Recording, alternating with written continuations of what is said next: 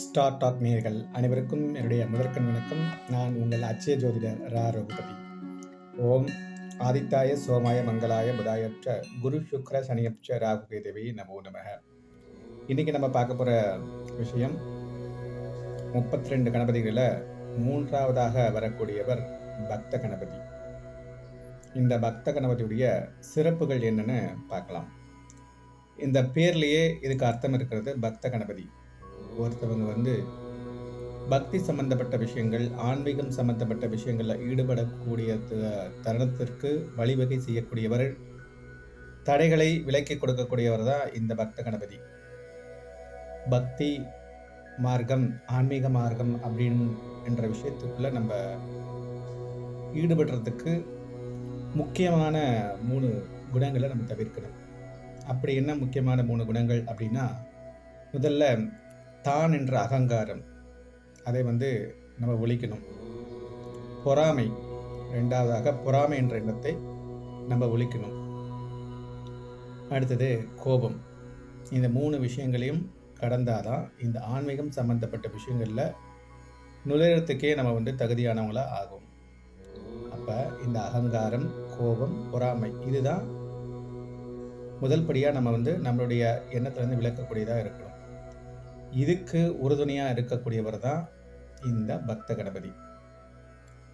இந்த 3ஐயும் தவிர்த்துட்டோம்னா அடுத்த நிலை என்னன்னா, நமக்கு என்ன வரும்னா, மன அமைதி வரும். அடுத்ததாக ஞானம், ஞானத்தை கடந்தது தான் பக்தி. ஸோ இப்படி இந்த 3 விஷயங்களை விளக்குனாதான் இந்த 3 விஷயங்கள் நமக்கு கிடைக்கும். என்னென்னா, மறுபடியும் அகங்காரம் முதல்ல விளக்க வேண்டியது அகங்காரம், கோபம், பொறாமை விளக்குனா இந்த மன அமைதியும் ஞானமும் பக்தியும் நமக்கு கிட்டும். இதுக்கு உறுதுணையாக இருப்பவர், இதற்கு தடைகளை விலக்கி கொடுக்கக்கூடியவர் தான் இந்த பக்த கணபதி. இந்த பக்த கணபதியை நம்ம வழங்குறது மிக சிறப்பான விஷயங்கள். ஒருத்தவங்க ஆன்மீகம் சம்பந்தப்பட்ட விஷயங்கள்ல, ஏன்னா புதுசாக மன அமைதிக்காக சில பேர் யோகா செய்வாங்க, தியானம் செய்கிறவங்க, புதிதாக ஆன்மீகம் சம்பந்தப்பட்ட விஷயங்களில் ஈடுபாடு வர்றவங்க இந்த பக்த கணபதியை வணங்கிட்டு அதுக்கப்புறம் இந்த விஷயங்களில் ஈடுபடுறது மிகச்சிறந்த பலனை கொடுக்கக்கூடியதாக இருக்கும். அது மட்டும் இல்லாமல் இந்த ஒவ்வொருத்துடைய ஜாதகத்திலையும் 9ஆம் பாவகம் அப்படின்னு இருக்கும். இது ஆன்மீகம் சம்பந்தப்பட்ட விஷயங்களை சொல்லக்கூடியது. இந்த ஆன்மீகம் சம்பந்தப்பட்ட விஷயங்கள் அல்லது இஷ்ட தெய்வம் சம்பந்தப்பட்ட விஷயங்கள் தான் ஒருத்தருடைய 9ஆம் பாவகம்.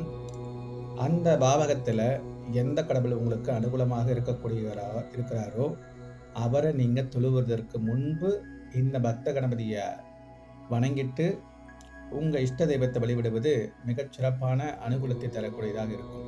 அதனால் ஒவ்வொருத்தருடையும் உங்களுடைய அட்சய லக்னம் என்னன்னு தெரிஞ்சுக்கோங்க. அந்த அட்சய லக்னத்துக்கு 9ஆம் பாவகத்தில் எந்த கிரகம் இருக்கிறதோ அதனுடைய இஷ்ட தெய்வம் அல்லது உங்களுடைய 9ஆம் பாவகத்தின் இஷ்ட தெய்வம் ஸ்தானத்தில் இருக்கக்கூடிய கடவுளை தெரிஞ்சுட்டு அவரை வழிபடுவது மிக சிறப்பு. முதலாவதாக கணபதி, அடுத்ததாக உங்களுடைய குலதெய்வம், மூன்றாவதாக உங்களுடைய இஷ்ட தெய்வம் ஆக கருதப்படக்கூடிய 9ஆம் பாவகத்துக்குரிய கடவுளை வணங்குவது மிக சிறப்பான விஷயமாக இருக்கும்.